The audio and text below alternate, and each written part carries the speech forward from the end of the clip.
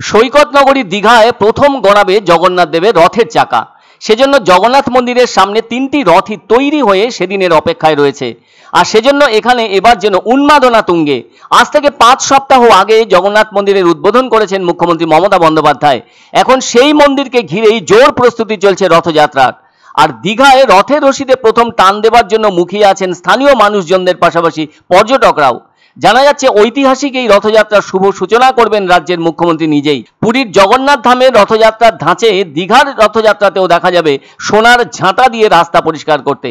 36 চাকা বিশিষ্ট 3টি সুবিশাল রথ তৈরি হয়ে জগন্নাথ মন্দিরের সামনেই দাঁড়িয়ে আছে। ওই 3টি রথের নামও দেওয়া হয়েছে নন্দঘোষ, তালধ্বজ এবং দেবদলন। তবে ওই দিন হাজার হাজার পুণ্যার্থী ও পর্যটকদের ভিড় সামলাতে নিরাপত্তা ও পরিকাঠামো উন্নয়নের কাজ চলছে জোর কদমে। রথযাত্রা উপলক্ষে থাকছে একের পর এক ধর্মীয় আচার অনুষ্ঠান। 12ই জুন স্নানযাত্রা উৎসব, এরপর 15 দিনের অনশন। এই সময়ে মূর্তি দর্শন বন্ধ থাকবে।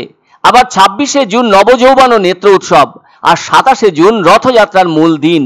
আষাঢ় মাসের শুক্লপক্ষের দ্বিতীয়া তিথিতে পালিত হবে পাহান্দি বীজ। রথযাত্রা দেখতে ও রথের রশিদের টান দিতে যেন মুখিয়ে আছেন পর্যটকরা। ইতিমধ্যেই অনেকে দীঘা ঘুরে দেখে যাচ্ছেন রথযাত্রার ব্যাপারে প্রস্তুতির হালচাল। তারা আবার জানাচ্ছেন এই উদ্যোগে দীঘা পাচ্ছে নতুন চেহারা। ধর্মীয় ভাবাবেগ ও পর্যটন এখানে যেন মিলেমিশে একাকার হয়ে এক নতুন পরিবেশ তৈরি করেছে। তবে রথযাত্রার গুরুত্বপূর্ণ কেন্দ্রবিন্দু হলো মাসির বাড়ি। সেজন্য দীঘা থানার পাশের পুরানো জগন্নাথ মন্দিরকেই মাসির বাড়ি হিসেবে গড়ে তোলা হচ্ছে। 75 লক্ষ টাকার প্রকল্পে পরিকাঠামো উন্নয়ন প্রায় শেষ। 7 দিন রথ থাকবে মাসির বাড়িতে। সেই সাথে চলবে মহাপ্রসাদ বিতরণ। দুটো স্থানেই পালিত হবে রীতিনীতি। মাসির বাড়িতে যাবে নিমকাঠের তৈরি মূর্তি, আর মূল মন্দিরেই থাকবে পাথরের বিগ্রহ। এদিকে রথের রশি টেনে ভক্তিরস উপভোগ করাতে প্রস্তুত সমগ্র সৈকত নগরী দীঘা। তাই সমস্ত প্রস্তুতি প্রায় যেন সম্পূর্ণ। আর রথযাত্রা উপলক্ষে সাজিয়ে তোলা হচ্ছে দীঘা। এই জগন্নাথ মন্দির গড়ে তোলায় দীঘা যেন আগের থেকে অনেক বেশি উন্নত হয়েছে। নবনির্মিত দীঘার জগন্নাথ মন্দির কিন্তু ইতিমধ্যেই মানুষের মনে জায়গা করে নিয়েছে। দীঘার জগন্নাথ মন্দির থেকে প্রায় 1 কিলোমিটার দূরে অবস্থিত মাসির বাড়ি পরিকাঠামো উন্নয়নের কাজ চলছে সেখানে। রথযাত্রা উপলক্ষে পুরীর ধাঁচে সমস্ত আচার বিধি পালন করা হবে দীঘায়। জগন্নাথ দেবের স্নান যাত্রায় তাকে 108 কলসির জলে স্নান করানো হবে। ফলে 12ই জুন সন্ধ্যায় নতুন বেশে সাজানো হবে জগন্নাথ, বলরাম ও সুভদ্রাকে।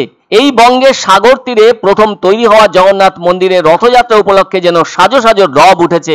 দারুণ লেগেছে, খুব সুন্দর লেগেছে, মন ভরে গেছে। খুব ভালো লাগছে। এটাও ভালো লাগছে যে আরো স্পট তৈরি হচ্ছে, আরো নতুন কিছু দেখার জন্য ভালো লাগছে, খুব ভালো লাগছে। সুন্দর মন্দিরটা কিন্তু দারুণ লেগেছে।